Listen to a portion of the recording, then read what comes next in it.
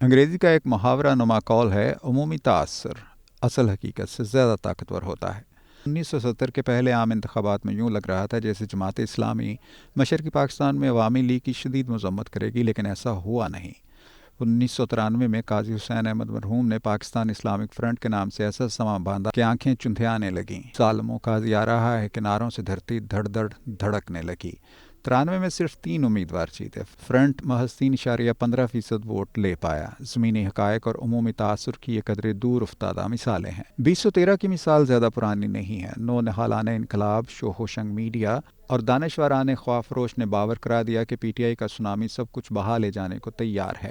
11 مئی 2013 کو سر شب تخیلاتی کامرانی کا جادو کچھ اس طرح سے ٹوٹا کہ خان صاحب 5 برس انگاروں پر لوٹتے رہے۔ آج ایک بار پھر اس تاثر کو ثابت شدہ زمینی حقیقت کے طور پر دل و دماغ میں بٹھانے کی منظم کوششیں جاری ہیں کہ تحریک انصاف 8 فروری کے دن اپنے ہر مد مقابل کو خس و خاشاک کی طرح بہا لے جائے گی۔ اس تاثر کو ہوا دینے والوں میں نگرانوں کا ایک حلقہ خاصا سرگرم ہے جو دسترخوان اقتدار سے دستکش ہونے کو تیار نہیں۔ مقصد صرف یہ ہے کہ پی ٹی آئی کا ہوا کھڑا کر کے انتخابات کو آگے دھکیل دیا جائے۔ اپریل 2022 میں عمران حکومت ختم ہوئی تو گیلپ پاکستان کے سروے کے مطابق 57% پاکستانیوں نے خوشی کا اظہار کیا۔ ان میں 63% خواتین تھیں۔ عام طور پر حکمرانوں یا ان کی حکومتوں کو عوامی فلاح و بہبود اور ملکی تعمیر و ترقی کے حوالے سے یاد کیا جاتا ہے۔ خان صاحب کے 4 سالہ عہد سے شاید ہی عام آدمی کو کوئی آسودگی بخش یاد جڑی ہو۔ 2022 کے معروف ضمنی انتخابات کو بھی اس تاثر کی ایک دلیل گردانا جاتا ہے جب قومی اسمبلی کی 8 کی 8 نشستوں پر عمران خان نے خود انتخاب لڑا، 7 میں کامیاب رہے، پنجاب اسمبلی میں بھی نمایاں سبقت حاصل کی۔ مسلم لیگ نون کا کہنا ہے کہ پی ٹی آئی کے منحرفین کو ٹکٹ دینے کے باعث ان کا ووٹر گھر سے نہیں نکلا۔ اعداد و شمار اس کی تصدیق کرتے ہیں۔ ان ضمنی انتخابات میں پولنگ کی شرح صرف 29% رہی، گویا 71% ووٹر ووٹ ڈالنے نہیں آئے۔ عام انتخابات میں یہ شرح 51.7% تھی۔ ایک اور تاثر یا مفروضہ یہ ہے کہ اس مرتبہ نوجوانوں کا ایک لشکر جرار پہلی بار ووٹر بننے جا رہا ہے۔ یہ بہت بڑا مغالطہ ہے۔ پچھلے 4 انتخابات میں نئے ووٹرز کی شرح کم و بیش یہی رہی ہے۔ گزشتہ عام انتخابات میں نئے ووٹرز کی شرح کل رجسٹرڈ ووٹوں کا 18.7% تھی۔ اب یہ شرح 2.2% کم ہو کر 16.5% رہ گئی ہے۔ یہ حقائق بھی دلچسپ ہیں کہ 18 سے 24 سال کی عمر کے جوان بہت زیادہ جوش اور جذبے سے ووٹ نہیں ڈالتے۔ 2018 میں جب 4 سو خان صاحب کا ڈنکا بج رہا تھا تو صرف 37% نوجوان ووٹ ڈالنے نکلے تھے۔ گیلپ پاکستان کی جاری کردہ رپورٹ کے مطابق 18 سے 24 سال کے ووٹ ڈالنے والے نوجوانوں میں سے صرف 35% نے پی ٹی آئی کو اور 65% نے دوسری جماعتوں کو ووٹ دیے تھے۔ مسلم لیگ نون کا حصہ 21% تھا۔ آج تو موسم بہت بڑی کروٹ لے چکا ہے۔ 2018 کے عام انتخابات میں ہنروروں کی تمام تر کرتب کاریوں کے باوجود پی ٹی آئی 32% ووٹ لے پائی تھی۔ کامیاب امیدواروں میں بڑی تعداد انتخابات جیتنے کی صلاحیت رکھنے والوں کی تھی۔ آج وہ سب سائبیریا کے موسمی پرندوں کی طرح نیلگوں جھیلوں کو ہجرت کر گئے ہیں۔ کچھ زندانوں میں ہیں، کچھ روپوش اور کچھ لاتعلقی کی بکل مارے گھروں میں گوشہ نشیں ہیں۔ پارٹی نیچے سے اوپر تک تہ و بالا ہو چکی ہے۔ ذوالفقار علی بھٹو گردش میں آئے تو پیپلز پارٹی کے بانی رکن بابائے سوشلزم شیخ محمد رشید کو اپنا جانشین نامزد کر دیا۔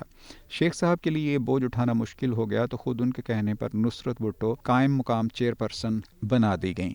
پارٹی کا کھونٹا قائم رہا۔ ضرورت پڑنے پر محترمہ بے نظیر بھٹو نے مخدوم امین افیم کو پاکستان پیپلز پارٹی پارلیمنٹیرین کا چیئرمین بنا دیا۔ نواز شریف پر افتاد ٹوٹی تو ایک بار جاوید ہاشمی اور دوسری بار شہباز شریف کو کمان سونپ دی، کھونٹا قائم رہا۔ خان صاحب کے دانشمندانہ سیاسی فیصلوں کا تازہ شاہکار یہ ہے کہ بیرسٹر گوہر علی خان نامی اجنبی کو پی ٹی آئی کی کمان سونپ دی، جو 99% کارکنوں کو پہچانتے بھی نہیں اور جن کی 27 سالہ تحریک انصاف سے رفاقت کی عمر صرف لگ بھگ 17 ماہ ہے۔ ادھر عمران خان جانے کب سے شیخ مجیب بننے کی آرزو پال رہے ہیں۔ 9 مئی کو انہوں نے اپنے کارکنوں کو مکتی باہنی بنانا چاہا لیکن تدابیر الٹی پڑ گئی۔ وہ ابھی تک کلنک کے اس بدنما ٹیکے کو ماتھے کا جھومر بنائے بیٹھے ہیں۔ بھنور کی گرہ کیسے کھلے اور کون کھولے؟ توشہ خانہ گھڑیاں بیچنے، 190 ملین پاؤنڈ کے عوض زمینیں اور نقد رقوم وصول کرنے، اپنی اہلیہ اور ان کے ہمجولیوں کی داستان اور سائفر کے ناٹک اور 9 مئی کی سازش نے خان صاحب کے لاتعداد مداحوں کو بدظن تو ضرور کیا ہوگا۔ اس فرد عمل نے ان کے نئے شیدائی کم ہی پیدا کیے ہوں گے۔ 25 مئی 2022 اور 25 نومبر 2022 کے لانگ مارچ پوری طرح ناکام رہے۔